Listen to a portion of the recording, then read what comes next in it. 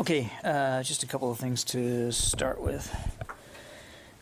First, on behalf of the Secretary and the Department, we wish to again extend our condolences to the family and friends of General Ray Odierno after the news of his passing over the weekend. This department owes him a debt of gratitude for his years of faithful service in peace and in war. And we won't soon forget his tremendous contributions to our nation's security and to the generations of leaders that he had mentored and shaped that are still on service today. On a scheduling note, the Secretary, joined by Chairman Milley, will be heading to U.S. Transportation Command on Friday to preside over the change of command ceremony where Army General Steve Lyons will relinquish command to Air Force General Jacqueline Van Ovost. She will become the first female TRANSCOM commander directing the global mobility operations of its various components. General Lyons will be retiring. The Secretary will preside over that retirement, and of course we thank him for his decades of long and faithful service to the country. We wish him the very best in the future. Also, the Secretary and his team will be preparing for a trip to Europe next week. Stops will include Georgia, Ukraine, and Romania, and he will conclude this important visit with allies and partners in Brussels for the NATO Defense Ministerial. I think we'll probably have a more formal announcement here in the next couple of days. And then starting today, Royal Australian, Indian, Japan Maritime Self-Defense Force, and U.S. Navies are conducting multilateral training as part of Exercise Malabar 2021 with a focus on naval cooperation and interoperability. The Department of Defense continually seeks opportunities to integrate with our allies and partners to improve our effectiveness and to create an information-sharing environment. We look forward to further strengthening the bonds between these nations. And with that, we'll take questions. Bob. Thanks, John. On Afghanistan, has there been a decision yet on providing financial compensation to the families of those civilians killed in the August 29th strike? I don't have an update for you on that today, Bob. Also, is the Secretary owe Congress an update on over-the-horizon planning for Afghanistan? I think what the Secretary made clear in his sessions a week or so ago was that we would certainly communicate with Congress to the degree that they need more information, and I think, as you heard them say in the open session, that some of that would have to be done in closed sessions because of the classification. What he promised them is that keep them informed as they need more information. Is there a briefing this week or a hearing? I'm not aware of a specific briefing or a hearing this week. No. Yeah. Tara. Hi, John. On Taiwan, there have been continued incursions into Taiwan's ADAs, and it seems like tensions seem to continue to be escalating between Taiwan and China and potentially U.S. and China. How concerning is this, and is the Secretary planning to do any sort of outreach to his Chinese counterparts to maybe try and de-escalate the situation? Well, you're right. The PRC has stepped up efforts to intimidate and pressure Taiwan and other allies and partners, including increasing their military activities conducted in the vicinity of Taiwan, the East China Sea, and the South China Sea, which we believe are destabilizing and only increase the risk of miscalculation. Our support for and defense relationship with Taiwan remains aligned against the current threat posed by the People's Republic of China, and we urge Beijing to honor its commitment to the peaceful resolution of cross-strait differences as delineated in the three communiques.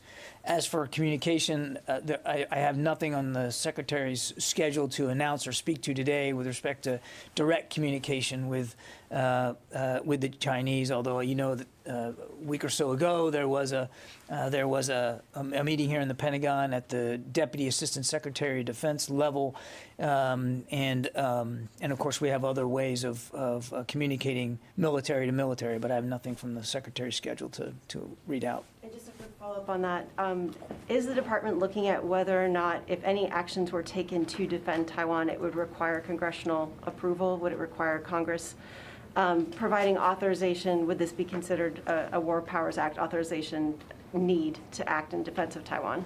Well, I wouldn't get into hypotheticals here. I mean, we act in accordance with the One China policy, and we've long abided by that policy, and it's distinct from Beijing's One China principle, under which the Chinese Communist Party asserts sovereignty over Taiwan.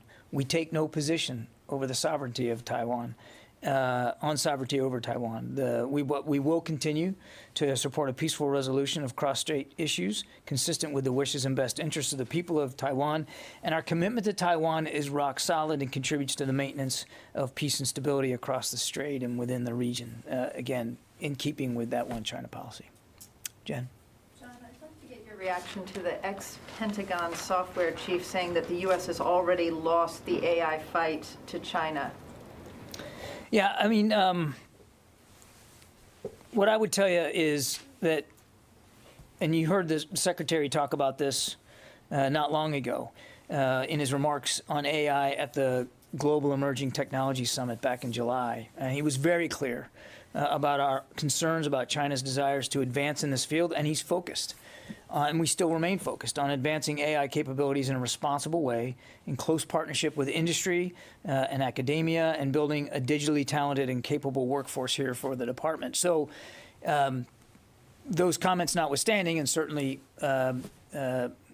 he's entitled to his views, of course, this is something that the Secretary has spoken to, that the entire leadership here at the department is focused on. We know there's a lot of work to do, but we're committed to doing that work. This was the Pentagon's first software officer, and he writes, "We have no competing fighting chance against China in 15 to 20 years. Right now, it's already a done deal." Is he wrong?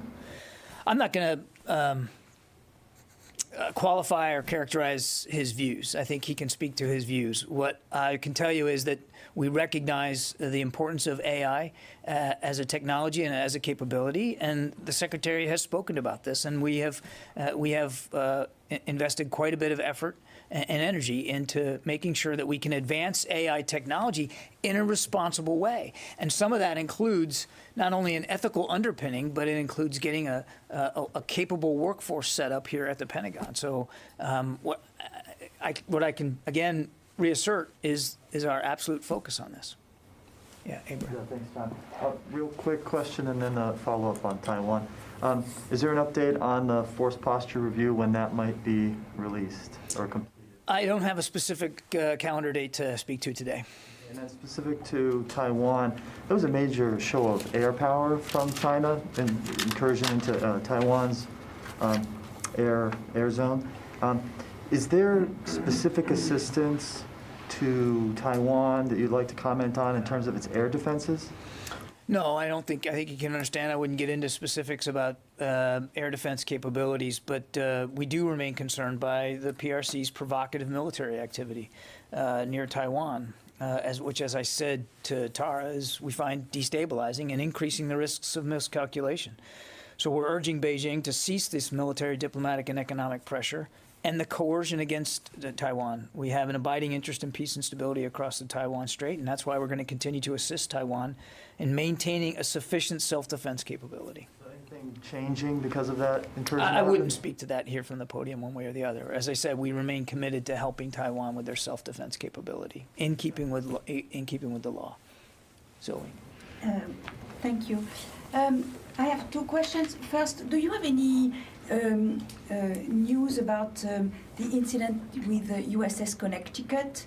Do you know what caused the collision? What the submarine collided with? And second, do you have any detail on the incident this morning outside of the Pentagon? There was a suspected package, so we understand it was neutralized.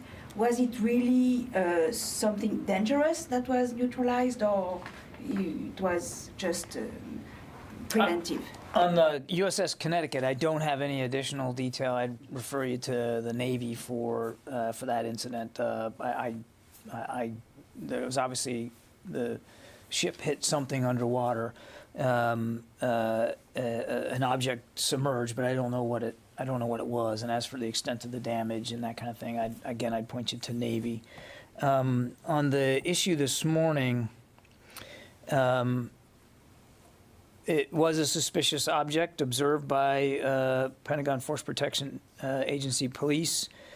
The area was immediately cordoned off, and all vehicle and pedestrian traffic were blocked from the area. The hazardous device unit responded, and the object was rendered safe at about 0650, 10 minutes to 7 this morning.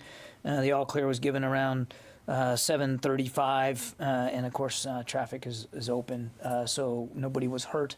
All I can tell you is that the incident is under further investigation. I don't have more detail than that. Yeah, but I mean, I understand it's neutralized, but you don't know what it was. I don't. Let me go to the phones here. Travis? Hi, John. Thanks. I wanted to ask you about a report that direct relatives of U.S. service members are still trying to escape Afghanistan. Does the Secretary have any thoughts about this situation? And I'm wondering if the Pentagon is doing anything to try to aid these relatives. And lastly, I was wondering if you could confirm at all the number who may still be stuck in Afghanistan. Thank you. Travis, I haven't seen those specific reports. I can assure you that the Secretary, as you've heard him say himself, remains committed to making sure that we continue to do everything we can to get our Afghan allies who want to leave Afghanistan to help get them out. There is, as we've said before, not a U.S. military component or element to that effort. This is an effort being led by the State Department. They're still working very hard. And of course, there is coordination between the interagency and some private groups that are also working to continue to get people out. The military component of our presence in Afghanistan, that's over. But the mission itself to try to get people out is not over. And so the Secretary is very much focused on making sure that we continue to meet that obligation. And I'm sorry, your second question was? I was just asking if you had any estimate on the number of those direct relatives who may still be stuck in Afghanistan. No, and I'd point you to the State Department for that. Yeah, Kassim. John, Turkey was removed from the F-35 program, but they have paid $1.4 billion into the program. Is there a plan to repay the Turks for the? I'd point you to my State Department colleagues for that. That's a foreign military sales issue. That's not something that DOD would be responsible for. And then the other question, a follow-up to Sylvie, Chinese Foreign Ministry Affairs spokesman said that U.S. is actually covering up this incident with the Connecticut submarine, and then it raises suspicions about the U.S. intentions. Do you have any reaction to Chinese? Well, I'd say it's an odd way. It's an odd way of covering something up when you put a press release out about it. So, in the back. Thanks, John, and good afternoon. Two questions. One on AUKUS. You remember with the briefing at the State Department a few weeks ago, Minister Dutton from Australia said it would be about 15 months before the U.S. could figure out the way to get the nuclear technology to Australia for the subs. Is that the same time frame, that 15 months or so, for the U.S. to begin to increase its military presence in Australia, as outlined by Minister Dutton? I don't know that we have a specific timeline here on this.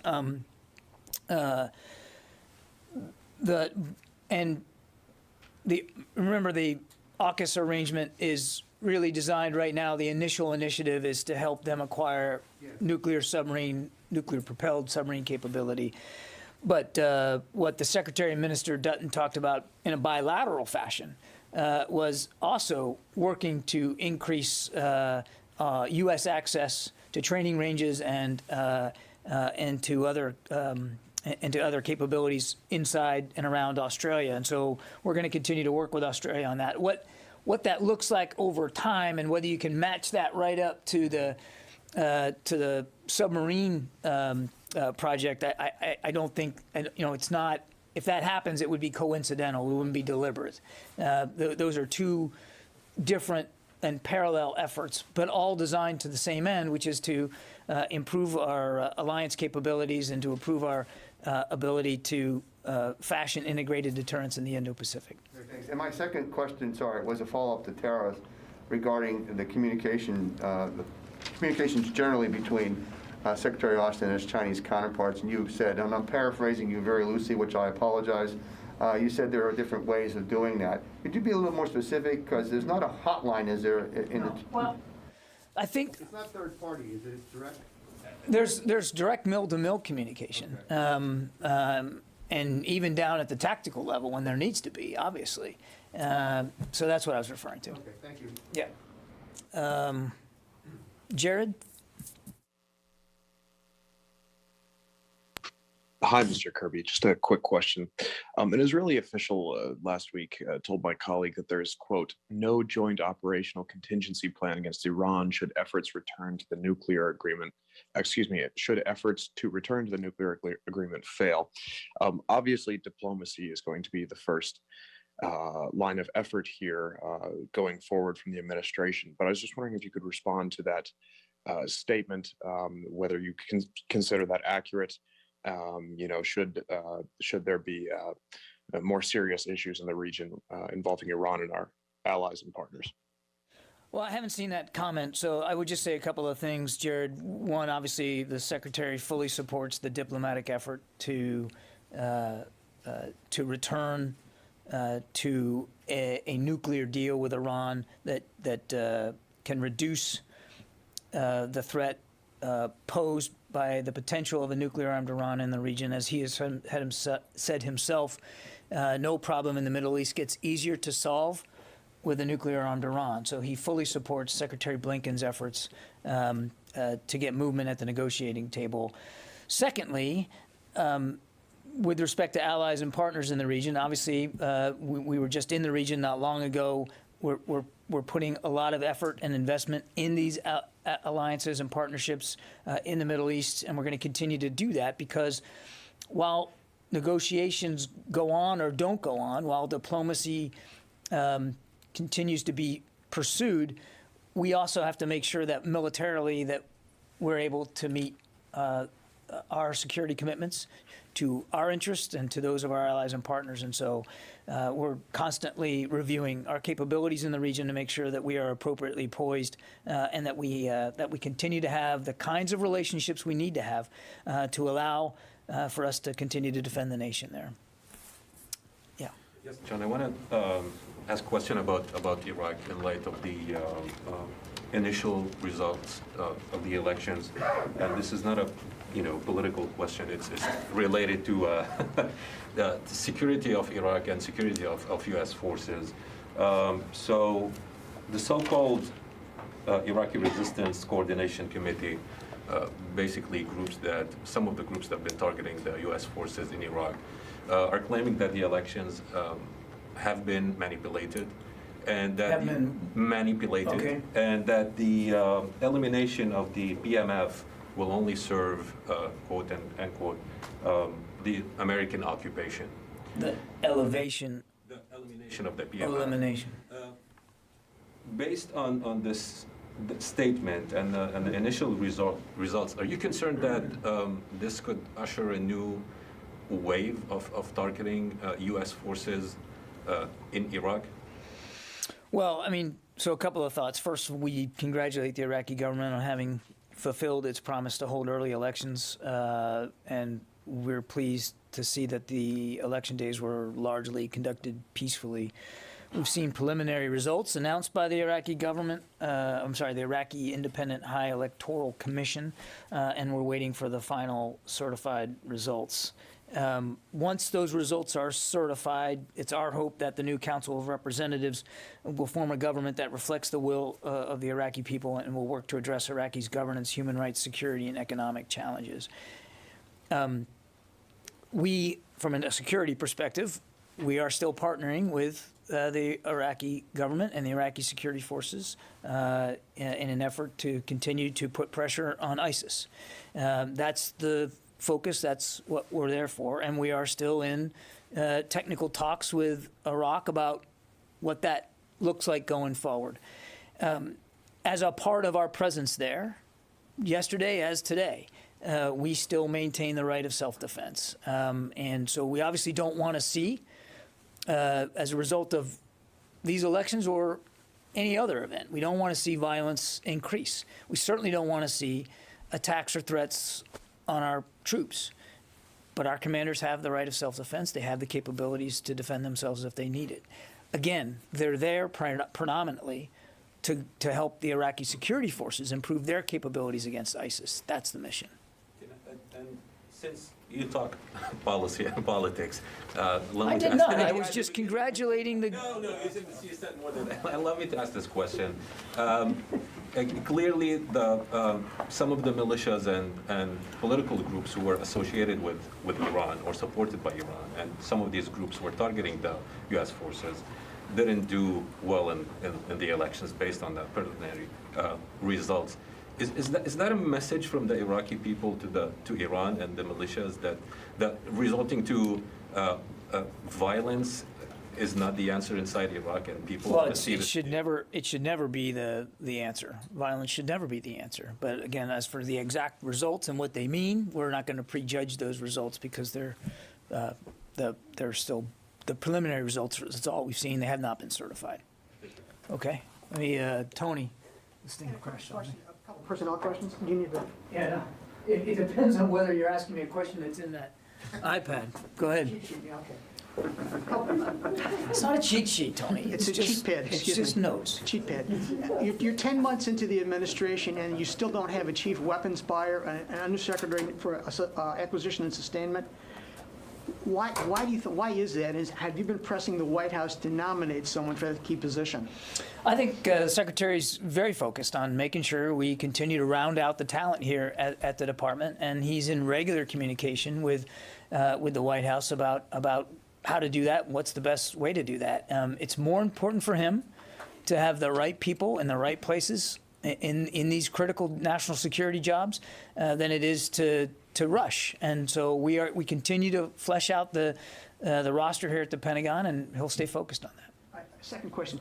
Katie Arrington, the Chief Information Security Officer for the ANS Division, was put on administrative leave in May for allegations she undisclosed information, unauthorized disclosure of information. Her lawyer says 5 months later, she still hasn't gotten any sense of the charges against her, and she's sitting basically getting paid on leave. But what's the status of that review? And should 5 months go by before someone's given the charges, the allegations that led to their suspension? I don't have a status of the review, and I can't speak with any specificity on specific personnel matters and issues. So I don't really have anything for you on that today. Could you check, maybe do something written on it? I mean, she's hanging out there for 5 months. It's not fair, it seems. I will see if there's any additional context I can provide, but I don't think there will be, Tony. I'm not able to speak to this issue very specifically. Fair enough. Yeah, Rio. Thank you. I want to follow up on Taiwan. The Wall Street Journal reported last week the U.S. forces have been deployed to Taiwan at least for a year to train Taiwan forces. Is the U.S. presence in Taiwan consistent with the three communique with China? I don't have anything to say publicly about those reports. All I can say is what I mentioned earlier, that our policy with respect to Taiwan is in keeping with the one China policy, that we remain committed to helping Taiwan with its self-defense capability, in keeping with the law, and we're going to continue to do that. I don't have anything specific more to add than that. Yeah. So yesterday, leader of North Korea, Kim Jong-un, blamed the United States for regional instability. Does the DoD have any comment on the leader of Korea's comments? All we would say is that we continue to support the Biden administration's approach to a measured diplomatic effort to try to reduce tensions on the peninsula and to ensure the denuclearization of North Korea. We think that's in the best interest not only of the entire peninsula, but of the region. And we're going to continue to support those diplomatic efforts. At the same time, we're going to continue to make sure that our alliance with the Republic of Korea remains as ironclad and as strong as it is, and that our South Korean allies likewise have the capabilities they need to defend themselves if needed. Our presence on the peninsula, our presence in the region, is about maintaining a sense of stability and security, and that has always been the focus, nothing more than that. Jen? John, can we get your reaction to the nuclear engineer who worked for naval reactors who has been charged with espionage and for trying to sell the secrets of the submarine propulsion, the nuclear propulsion systems? Why is it that the Pentagon security and Navy security didn't catch him? Jen, I really can't speak to this case. I'm going to have to refer you to the Department of Justice. I think you can understand why. It's because it's an active, ongoing case, it would be inappropriate and completely unhelpful for us to talk about it here at the podium. And is it accurate to say, as part of this AUKUS agreement with Australia, that the U.S. is selling the same technology, the nuclear propulsion technology, to Australia as part of that deal, or is that a mischaracterization? The AUKUS deal. Sorry, excuse me, the submarine deal with Australia. Yeah, so it's about helping Australia acquire a nuclear-propelled submarine capability. Each of that, the details of what that's going to look like and how long it's going to take, to Tom's question, I mean, I think we're still working our way through that. The Navy will be the lead actor in this. Obviously, naval nuclear reactors will clearly be front and center in this. But I don't believe that we've worked out all the details of what that's going to look like exactly. But it is about helping them acquire, to procure a nuclear capability in submarines. So can I follow up on that Sure. real quick on the first part of Jen's question regarding the spy? Remember about a week or so ago, we had a briefing in here about the new vetting system that was underway. Would this be something that would have been or could have been better caught in this new system once it gets underway? I don't know, Tom, because I don't have the specifics of this particular case, and I don't want to speak for the Department of Justice. So it'd be difficult for me to link the two. What I can tell you is, in terms of what we're trying to do with continuous vetting and improved vetting, is to make sure that we're not only able to prevent and get ahead of insider threats, but also to make sure that that criminal activity, activity that would harm our national security interests, can be prevented well in advance. But whether that would have or could have had an effect on this, I wouldn't be able to say. Okay, thanks. Yeah. Hey, let me get in the back there. Thanks, John. According to the latest Air Force data, 4% of active duty airmen are not vaccinated fully or partially. With only 3 weeks left before the deadline, it would now be impossible for any of them to get a 2-dose vaccine. Do you know if the Air Force is now pushing the Johnson & Johnson vaccine, and what's going to happen with those now still above 10,000 airmen who are not vaccinated in any capacity? I would point you to the Air Force specifically for what their plans are. I mean, I can tell you that active duty personnel with at least 1 dose now stands at 96.7%. And active duty personnel that are fully vaccinated stands today at 83.7%. So we continue to make progress on this. And the total force, at least 1 dose, 80%, and fully vaccinated, again, across the total force is about 65%. And in the Air Force, they've got 84,850 that are partially vaccinated, and fully vaccinated, they've got 385,500. So they're making progress. Now, how they'll try to make up the delta here before the end of the deadline, I really think is a Department of the Air Force policy that you'd have to talk to them about. And then on your second question about disciplinary action or what the effect would be, again, I want to go back to what we said before, or at least what the Secretary's expectation is, that commanders will try to get these troops to make the right decision based on information and education. And for somebody that refuses, they'll be given a chance to get more context from medical service providers as well as their chain of command. It's a lawful order. So obviously, if after all that effort, the lawful order is disobeyed, there could be disciplinary action. But the Secretary believes that there's lots of tools available to leaders short of using the Uniform Code of Military Justice to get these troops to do the right thing for themselves and for their units. Just a quick follow-up. Does that plan change after the deadline? Is there differentiation with in those conversations once the deadline has passed? I think that's a better question for Air Force leaders. They're the ones that set that deadline, and I wouldn't want to speak to whatever policy adjudication they might do after their deadline is passed and what they're trying to do to make goal. Okay, but I don't want to just leave it that the Secretary isn't mindful here of the need to get the force vaccinated. He wants to see everybody that can get the vaccine so that they can be safe for themselves and safe for their families, safe for their units. So while certainly we're going to defer you to the Air Force for specific policy implementation, that doesn't at all dilute the Secretary's keen interest in making sure that this mandatory vaccine is administered appropriately across the force. Okay? Yes, ma'am. Thank you. So the SecDef, when he's spoken to his counterpart in China, has talked about the nuclear He has not deterrent. spoken to his counterpart in China. When those conversations have happened, some of the readouts have been about, or some of the information that has come out has been about the nuclear situation in the DPRK has been one of the issues that has been discussed. So my question is whether there has been any effort to have a conversation, because that's an interest that we have together with China as the pressure ratchets up over Taiwan. Yes.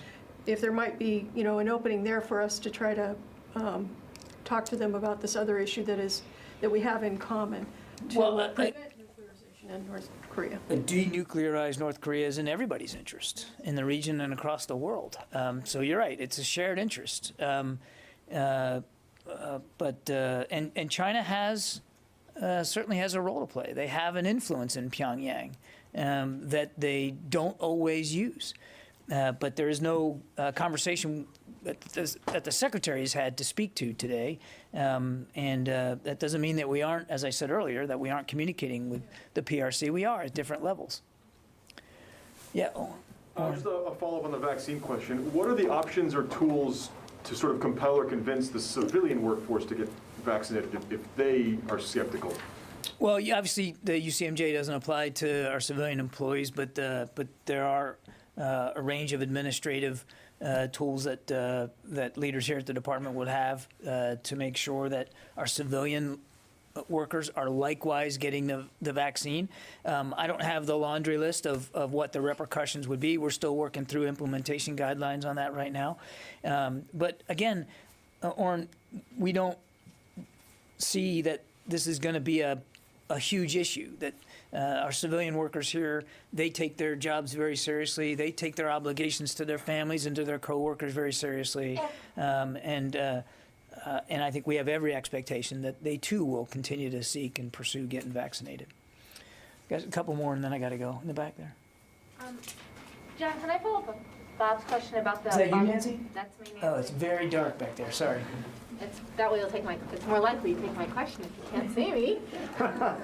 I would have called on you anyway. I want to follow up on Bob's question about the August 29th strike in Kabul. And the issue of condolence payments or helping families relocate outside of Afghanistan. Can you let us know if the U.S. military or anyone in the department has made contact with any of those 10 family members? Let me take the question, Nancy. I don't have an answer for that. You're talking about the family members that were the victim of the 29 August. Let me take the question. I just don't know the answer to that. Did you have one? I just had a COVID follow-up question. There are a lot of DoD contractors based in Texas that provide things that are critical to the department, including F-35. And just wondering what sort of guidance the department is putting out, because the governor of Texas has now signed an executive order saying that no firms can coerce their employees to get the vaccine.